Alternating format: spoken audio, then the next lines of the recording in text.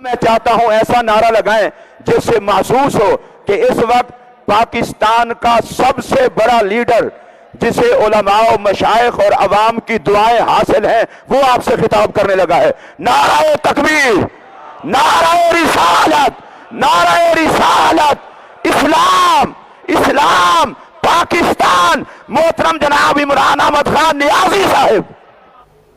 سب سے پہلے جی میں یہ واضح کر دوں کہ میں کوئی اسلام کا اسکالر نہیں ہوں۔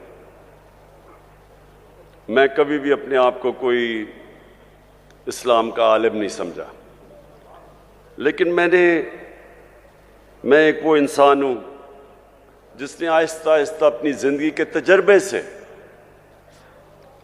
اور تجربہ وہ جو کہ میری کرکٹ کی وجہ سے ساری دنیا مجھے پھرنے کا موقع ملا۔ میں نے اپنی یونیورسٹی بھی باہر کی، اور پھر کوئی اپنے 20-25 سال زندگی کے آدھا وقت پاکستان گزارتا تھا اور آدھا ملک سے باہر گزارتا تھا کرکٹ کی وجہ سے۔ تو میں نے اپنی زندگی کی تجربے سے اور دنیا کو سٹڈی کرتے ہوئے میں اپنے دین کی طرف آہستہ آہستہ آتا گیا، اور میں جو باتیں کرتا ہوں وہ میں ایک اسکالر کی حیثیت سے نہیں کرتا۔ وہ انسان جو اپنے آپ کو بڑا خوش قسمت سمجھتا ہے کہ اللہ ایک اپنا کبھی کسی کے اوپر خاص کرم کرتا ہے تو اس کو وہ ایمان دے دیتا ہے۔ اللہ کا جو سب سے بڑا تحفہ، میں اپنے بیٹوں کو بھی یہ بتاتا ہوں کہ اگر کسی جو سب سے بڑی نعمت اللہ کسی کو دے سکتا ہے وہ ہے ایمان کی۔ بولا نہیں ہے، وہ ہے ایمان کی۔ اگر ایمان انسان کو دے دیتا ہے، میری نظر میں، پھر سے میں ایک اسکالر نہیں اپنی حیثیت سے بات کر رہا ہوں، وہ انسان کو آزاد کر دیتا ہے۔ جو ایمان ہے وہ سچا ایمان ہے ہی وہ جو ایک انسان کو آزاد کر دیتا ہے، کیونکہ وہی جب آپ لا الہ الا اللہ، آپ کے دل میں جب اللہ ایمان ڈال دیتا ہے اس کا مطلب ہی کچھ اور ہو جاتا ہے، بنسبت کہ ہم دنیا میں نے بڑے مسلمان دیکھے ہیں، کلمہ بھی پڑھتے ہیں، لیکن وہ ان کو آزاد نہیں کرتا۔ قرآن کی ایک میں نے آیت پڑھی تھی کہ ایمان والا آدمی ایمان والے آدمی کو پہچان لے گا۔ وہ کیسے پہچانے گا؟ میری نظر میں وہ آزاد ہو جاتے ہیں، وہ اپنی نفس پہ قابو پا جاتے ہیں، ان کے خوف دور ہو جاتے ہیں، وہ لالچ کو کنٹرول کر لیتے ہیں، پیسے کو استعمال کرنا سیکھتے ہیں، پیسے سے استعمال نہیں ہوتے۔ سب سے بڑی بات کہ وہ سوائے اللہ کے کسی کے سامنے نہیں جھکتے۔ جو خوف کا بت میری نظر میں، میری زندگی کے تجربے میں، جو اللہ نے انسان کو اشرف المخلوقات بنایا، عظیم مخلوق، وہ اس لیے اپنی پرواز نہیں کر سکتا، سب سے بڑا جو بت جب وہ نہیں توڑتا وہ ہے خوف کا بت۔ مرنے سے میں ڈرتا ہوں، میں ظالم کے سامنے نہیں کھڑا ہوتا، میں نوکری کر رہا ہوں، میں اپنے ضمیر کے خلاف جاتا ہوں کہ میری نوکری نہ چلی جائے۔ میں تو اس کو بھی شرک سمجھتا ہوں۔ جدھر آپ اپنے ضمیر کا سودا کرتے ہیں اور رائے حق سے ہٹتے ہیں، میری نظر میں تو وہ بھی شرک ہے۔ پیسے کی پوجا کرنا، پتہ ہے کہ میں چوری کر رہا ہوں، کرپشن کر رہا ہوں، لیکن میں ہر چیز جسٹیفائی کر لیتا ہوں کہ جی میرے گھر میں پیسہ نہیں تھا اس لیے چوری کر رہا ہوں۔ میں نے تو زندگی میں لوگوں کو ہر چیز کو جسٹیفائی کرتا دیکھا ہے، قتل کو بھی وہ جسٹیفائی کر دیتے ہیں، کرپشن کو، قتل کو، جھوٹ کو، زنا کو، سب کو جسٹیفائی انسان کر سکتا ہے۔ تو جو ایمان ہوتا ہے وہ انسان کو بدل دیتا ہے، وہ اصل میں انسان کا جو قبلہ ہے وہ صحیح قبلہ آ جاتا ہے، اس کا ڈائریکشن زندگی کا بدل جاتا ہے۔ وہ بجائے دنیا میں رہنے کے وہ اپنی آخرت کی فکر کرنی شروع کر دیتا ہے، اور وہ پھر اس کا کیریکٹر بھی بدلنا شروع ہو جاتا ہے۔ کبھی بھی انسان کا کیریکٹر نہیں بدلتا میری نظر میں، جب صرف ایمان ہی کیریکٹر بدل سکتا ہے انسان کا۔ تو یہ میں سمجھتا ہوں سب سے بڑی نعمت ہے اللہ کی۔ تو جب میں وزیر اعظم بنا اور میرا یہ ساری دنیا کا تجربہ تھا کہ وہ ملک جو آگے نکل گئے، جو ترقی یافتہ ملک ہیں، جدھر ہمارے یہاں سے پاکستانی مرتے ہیں ویزا لے کے ان ملکوں میں جانے کے لیے، میں نے جب ان ملکوں کو اسٹڈی کیا تو میرے معزز مشائخ، میں اس نتیجے پہ پہنچا کہ وہ مدینہ کے ریاست کے اصولوں پہ ہمارے سے زیادہ قریب ہیں۔ ادھر عدل اور انصاف کا نظام ہمارے سے بہتر ہے، ادھر ان کی میرٹ کا نظام بہتر ہے، ادھر انسانیت کا نظام بہتر ہے۔ فلاحی ریاست، میں آپ کو کئی ایسی ریاست بتا سکتا ہوں اسکینڈینیویا میں، اور اگر آپ کبھی پاکستانی ملے ادھر سے تو ان سے پوچھیں کہ انسانیت کیا ہوتی ہے۔ ہمارے تو نبی صلی اللہ علیہ وسلم نے تب تقریباً 1500 سال پہلے دنیا کی سب سے پہلی فلاحی ریاست بنائی تھی۔ اس سے پہلے تو کوئی فلاحی ریاست نہیں تھی، بادشاہ تھی، طاقتور کے پاس سب کچھ تھا، کمزور کے پاس کچھ نہیں تھا۔ جو انسانی نظام اور جو جانوروں کے نظام میں فرق کیا ہے؟ جانوروں کے نظام اور انسان میں کیا فرق ہے؟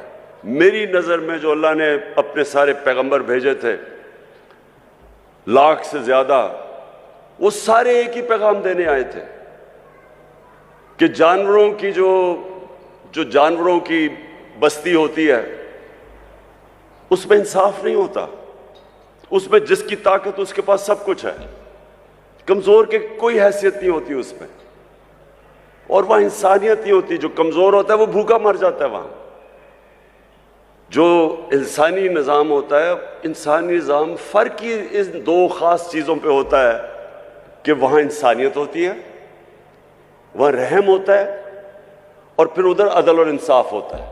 یہ دو بنیاد ہیں جو فرق کرتی ہے ہمیں جانوروں سے، اور سارے اللہ کے پیغمبروں کا بنیادی پیغام ہوتا ہی ہے۔ تو ہم نے جو مغرب میں ریاستیں دیکھیں، مجھے افسوس سے کہنا پڑتا ہے کہ میں نے پاکستان میں تو نہیں دیکھا ویسی انسانیت، میں نے تو یہاں ویسا انصاف نہیں دیکھا۔ میں نے تو میرٹ بھی انصاف کا حصہ ہے کہ جو محنت کرتا ہے اس کو اس کا حق ملنا چاہیے، میں نے تو یہاں نہیں دیکھا۔ آپ دیکھ لیں، آپ کے خاندانی یہ جو 2 پارٹیز ہیں، 2 خاندان ہیں، وہ ان کے خاندان کے علاوہ کوئی اوپر ہی نہیں آ سکتا۔ یہ تو مدینہ کی ریاست آپ سٹڈی کریں، جو محنت کرتا تھا، جو اچھے کام کرتا تھا، وہ اوپر چلا جاتا تھا۔ سلمان فارسی کی مثال دیتے ہیں، تو باہر سے آیا تھا، اس کو انہوں نے کیونکہ اس میں قابلیت تھی اس کو اوپر آنا پڑا، میریٹوکریسی تھی، وہ انصاف کا حصہ ہے۔ ہمارے ملک میں دیکھ لیں کتنی میریٹوکریسی ہے۔ میں نے کہہ دیا کہ آرمی چیف کو میرٹ پہ آنا چاہیے، مصیبت پڑ گئی ساری جگہ۔ تو یہ ہمارے مسئلہ یہ ہے کہ میرٹ کا مطلب ہی نہیں ہمیں سمجھ۔ آپ اگر دنیا میں مقابلہ کر لیں، جس معاشرے کے اندر انصاف اور میرٹ ہوتا ہے وہ آگے نکل جائے گا اس معاشرے سے جس میں میرٹ نہیں ہوتا۔ 2 کرکٹ ٹیم چلے، میں نے کرکٹ میں 20 سال دنیا میں انٹرنیشنل کرکٹ کھیلا۔ ایک کرکٹ ٹیم میرٹ پہ سلیکٹ ہوتی ہے، دوسری سفارشوں کی ہوتی ہے۔ جو مرضی آپ کر لیں میرٹ والی ٹیم جیت جائے گی۔ اسی طرح جس ملک کے میرٹ پہ ادارے اوپر آتے ہیں وہ آگے نکل جائے گی۔ تو سب سے پہلے تو انصاف، اور پھر جو فلاحی ریاست جدھر انسانیت ہوتی ہے، جدھر آپ اپنے کمزور طبقے کی فکر کرتے ہیں، جدھر آپ ذمہ داری سمجھتے ہیں کہ میرے جو لوگ ہیں بیچارے جو نچلے طبقہ ہے، ہماری اسٹیٹ کی ذمہ داری ان کو تعلیم دیں، ان کے لیے علاج کریں، ان کا صحت کا دھیان رکھیں، ان کی نوکریاں کریں۔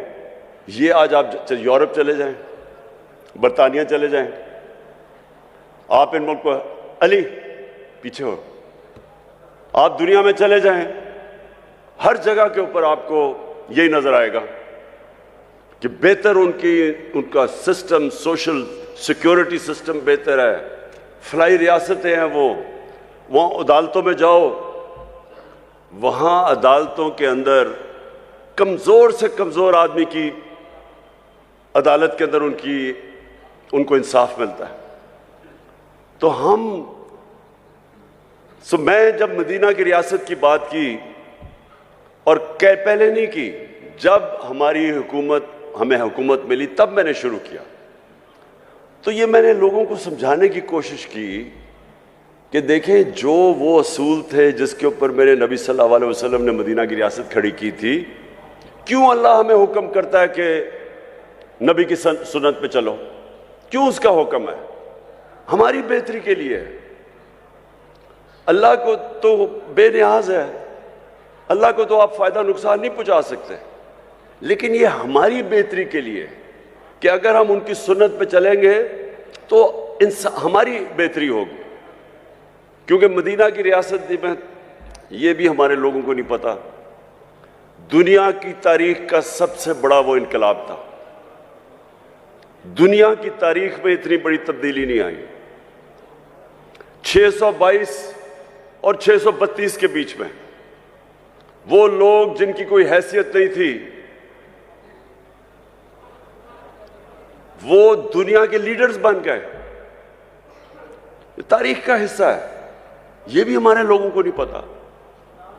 10 سالوں کے اندر صرف 1200 سے 1300 لوگ جنگوں میں مرے تھے دونوں طرف۔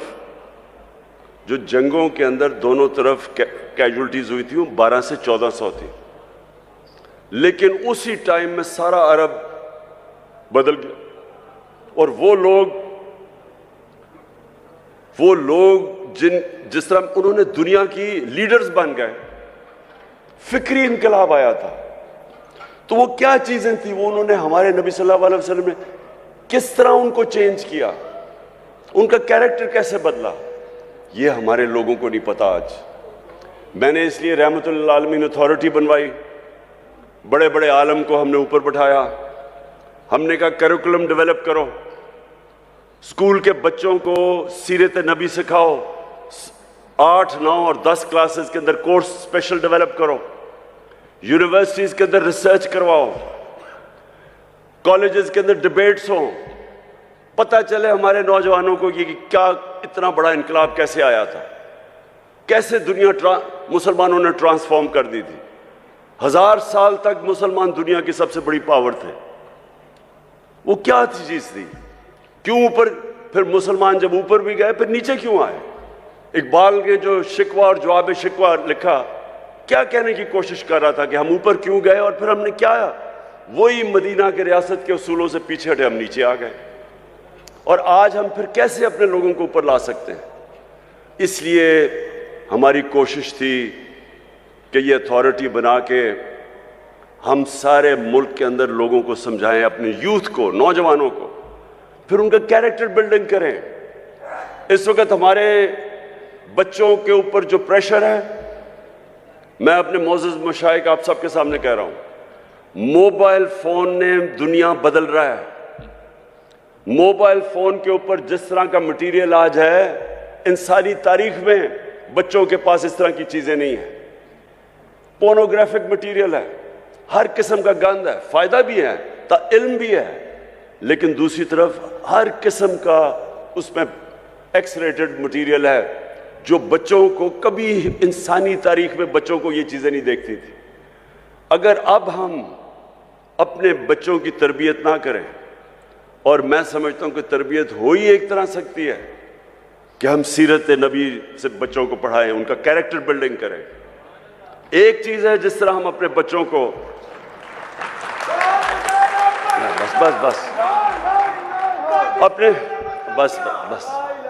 بچوں کو ابھی سے ان کی تیاری کروائیں اپنی حفاظت کرنے کے لیے، کہ جس طرح کا یہ ہے۔ اور میں آپ کو بتا رہا ہوں، میں جب پرائم منسٹر تھا، میں نے جب آئی جیز کو بلوایا، ان سے پوچھا کہ بتائیں کون سی جرم تیزی سے بڑھ رہے ہیں، تو ہمارے زمانے جب میں 4 سال پہلے کی بات کر رہا ہوں، تو جو سیکس کرائمز ہیں یہ تیزی سے بڑھ رہی ہیں پاکستان میں، بچوں سے جو زیادتی ہیں وہ بڑھ رہی ہیں، اور وہ اس کی بہت بڑی وجہ موبائل فون ہے۔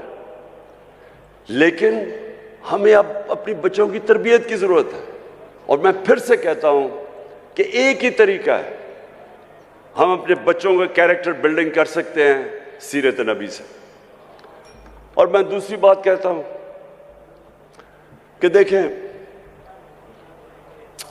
مجھے بار بار کہا جاتا ہے کہ آپ بڑی ضدی ہیں، آپ کہ آپ یہ نہیں کریے، جو لوگوں نے کرپشن کی ہوئی ہے بس ان کو چھوڑ دیں، ان کو معاف کر دیں، ان کے اوپر نہ بات کریں، ملک کا سوچیں۔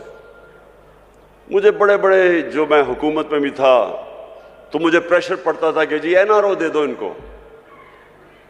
دیکھیں، یہ بھی آپ کے لیے بہت ضروری ہے کہ میرے جو معزز مشائخ ہیں، آپ کو لوگوں کی تربیت کرنی چاہیے۔ دیکھیں، ہمارے نبی صلی اللہ علیہ وسلم رحمت للعالمین تھے، ان سے زیادہ رحم کرنے والا انسان نہیں تھا جس کو اللہ نے کہا کہ ساری دنیا کے لیے رحمت بن کے آئے، مسلمان ہو یا نہیں ہو۔ لیکن ان کو جو سب سے زیادہ رحمت کرنے والے انسان تھے، رحم کرنے والے انسان تھے، جب فتح مکہ ہوئی انہوں نے ان سارے کفار کو معاف کر دیا جنہوں نے مسلمانوں پہ بڑا ظلم کیا تھا، ان کے اوپر ہر قسم کا تشدد کیا تھا، ان کو ہجرت کرنی پڑی، ان کے جس طرح کی مشکلات کا سامنا کرنا پڑا۔ تو جب فتح مکہ ہوئی تو ان کو بدلہ تو لینا چاہیے تھا، لیکن رحمت للعالمین نے سب کو معاف کر دیا۔ لیکن جب ان کے پاس ایک آدمی آیا اور کہا کہ دیکھیں جی، یہ قریش کی لڑکی نے چوری کی ہے، یہ قریش کی لڑکی ہے، اس کو معاف کر دیں، تو تب انہوں نے کہا کہ میری بیٹی بھی اگر چوری کرے گی اس کو بھی معاف نہیں کیا جائے گا۔ یعنی جدھر چوری، آپ جس دن چوری کو معاف کرنا شروع کر دیں آپ اپنا معاشرہ تباہ کر دیتے ہیں۔ انہوں نے